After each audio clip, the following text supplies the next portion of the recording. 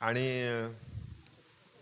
मागच्या वेळेला मी त्यांना सूचना केली होती की जे शिकाऊ उमेदवार आहेत म्हणजे माझ्यासारखे त्यांना 5 ते 6 द्या म्हटलं उद्घाटनाच्या आधी.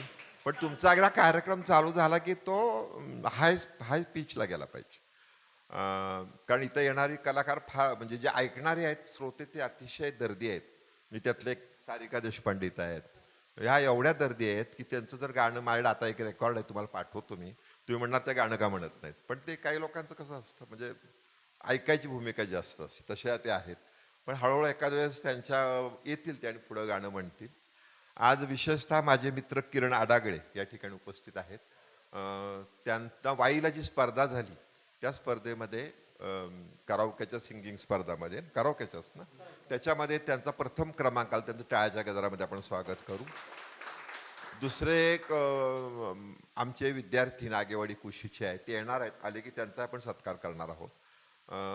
त्यांचं वैशिष्ट्य असं ते मी आल्यावर सांगेन पण त्यांनी विठ्ठलाची आता मूर्ती बनवलेली आहे आणि ती वेगवेगळ्या ठिकाणी ती जाते फायबरमध्ये केलेली आहे. त्यांनी शिक्षण घेतलं चांगल्या प्रकारे. म्हणजे आपण असं म्हणतो ना तसंच तुमचं आहे. म्हणजे एखाद्याला लक्षात येत नाही की मला गाणं म्हणता येते तो घरी म्हणत असतो आणि मग एका दिवस तो म्हणतो आणि त्याला तुम्ही चांगला आकार देता. तसं तो आमच्या शाळेमध्ये मुलगा आला आणि त्याला खरं लहानपणापासून मूर्ती करण्याची आवड होती. पण त्याला माहीत नव्हतं काय करावं. गरीब असतात मुलं अगदी खेडेगावातला मुलगा. पण आमच्याकडे आम्ही काही योजना राबवल्या त्यात आमच्याकडं 8वी 9वी 10वीला बहुतेक ठिकाणी म्हणजे आता थोडं कमी येईल स्पीड कारण आता शिक्षक कमी होत चाललेले आहेत. पण आम्ही सगळ्या मुलांना एंट्रन्स आणि इंटरमिजिएटच्या परीक्षांना बसवतो ड्रॉइंगच्या. तर त्यांनी त्या दोन्ही परीक्षा पास झाला आणि त्याला शाळेमध्ये अशी संधी मिळाली की आम्ही पर्यावरणपूर्वक असा गणपती बसवतो प्रत्येक शाळेमध्ये. तर त्याला ती बनवायला संधी दिली आणि त्यांनी तो बनवला. त्यामुळं त्याच्या त्या दोन्ही परीक्षा झाल्या. पुन्हा तो 11वी 12वी कॉमर्सला गेला आणि 12वीला पुन्हा आमच्या शिक्षकांनी त्याला सांगितलं की तू पर्यावरणपूरक असा गणपती शाळेसाठी बनव. त्याने तो बनवला. तेव्हा 12वी कॉमर्सला त्याला स्ट्राईक झालं. अरे आपण काय करतोय. आपण हे कॉमर्स साईड का करतोय. आपल्याकडे कला काय आहे. तर आपल्याकडे शिल्पकला आहे चित्रकला आहे. मग त्यांनी त्याची साईड बदलली. त्यांनी इथं कला महाविद्यालयात 2 वर्ष फाउंडेशनचा कोर्स केला आणि भारतीय विद्यापीठात जाऊन त्यांनी मूर्ती बनवून स्क्लर्पर्च म्हणतात त्याला तो कोर्स त्यांनी 4 वर्षाचा केला. आता तो प्रसिद्ध मूर्तिकार झालेला आहे. तर त्याचं आता त्यांनी एक छान मूर्ती बनवलेली आहे. ती सगळीकडे आता जाते त्याची विशेषतः. तर त्याला मी ये म्हटलं तुझा आपण सत्कार पण करू. तर ह्या हॉलमध्ये विशेषतः चित्रकार मूर्तिकार गाणारे त्याचबरोबर लिखाण करणारे या सगळ्यांचं कोडकौतुक करण्याचं आम्ही काम करतो आणि त्यासाठी विशेषतः हा हॉल प्रसिद्ध होत आहे. आता मध्यंतरी मनस्विनी लाटकर म्हणजे पोय नाक्यावर लाटकरांचं पेढ्याचं दुकान आहे त्या मुलीची आई प्राध्यापिका आहे मनस्विनीची आई. तर तिने तर कार्टून्स काढली होती अशी कार्टून आणि मी बघितलं आलेल्या तिथनंच मला शांता शेळकेंचं चित्र दिसलं. म्हणजे तिने फक्त थोडक्यात काढलं ते. पण आता म्हणजे आपण जसं म्हणतो की महात्मा गांधी आपल्याला नुसतं काढलं तरी कळतात. तिथनं माझ्या लक्षात आलं. म्हणजे केवढी हुशार मुलगी आहे.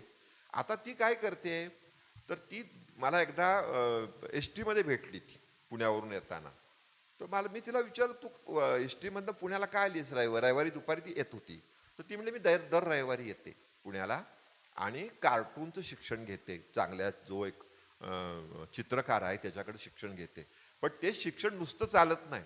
तुम्हाला माहिती आहे राज ठाकरे जेव्हा चित्र काढतात बाळासाहेब ठाकरे जेव्हा चित्र काढत होते RK लक्ष्मण जेव्हा चित्र काढतात तेव्हा एका चित्राने संपूर्ण आपल्याला स्टोरी कळते. म्हणजे 10 पानाची स्टोरी त्यातनं कळते. एवढं पण त्याला अभ्यास लागतो. म्हणजे आज उदाहरणार्थ आज आता समजा तुमचं जे काय जंतर मंतरवरचं यश मिळालं. पण उद्या एखादं चित्र असेल की त्या चित्रात सगळं सामावलेलं असतं आणि ह्या चित्रामधून माणूस सुधारतो. जसं नेहरूंच्यावर प्रचंड चित्र नाही काढायची लोक म्हणजे असे कलाकार होते ना. पण नेहरू चिडायचे नाही अजिबात. ते आनंदाने त्यांचं स्वागत करायचे त्यातनं आपल्यात सुधारणा करायची की या चित्रातनं काय दाखवलंय मी चुकतोय. तर हे जे सगळ्या ह्या हॉलमध्ये होत असतं त्याच्यामुळं मला तुमचं विशेष कौतुक सगळ्यांचं वाटतं ते असं की सध्या कराओके हे एक असं माध्यम आहे की पुन्हा पुन्हा समाजातल्या एकंड म्हणजे आपण जे फ्लॅटमध्ये राहणारी म्हणतो लोकांच्यात न जाणारी मंडळी म्हणतो या मंडळींना एकत्र आणणारं जर स्टेज असेल तर कराओकेचं आहे. आणि हे प्रचंड गाजतंय. मी मुंबईला गेलो होतो MIG क्लब म्हणून प्रसिद्ध क्लब आहे. तिथं सचिन तेंडुलकर येतात, सगळी खेळतात तिथं. जरी ते MIG क्लब जरी म्हटलं तरी तो एक मोठा एक स्पोर्ट्सचा कॉम्प्लेक्स आहे. तिथं मोठे हॉल्स आहेत, वेगवेगळे कार्यक्रम होतात. पण त्यांनी एक दिवस शुक्रवार हा विशेषतः करावकेच्या आपल्या सभासदांना ज्या हॉलचं भाडं 50,000 रुपये, तो हॉल मोफत दिलेला आहे त्यांनी. ते म्हणजे तुम्ही या करावके करा. आणि तिथं सगळ्या समाजातली, सगळ्या जाती धर्मातली लोक त्या ठिकाणी येतात आणि आपली कला सादर करतात.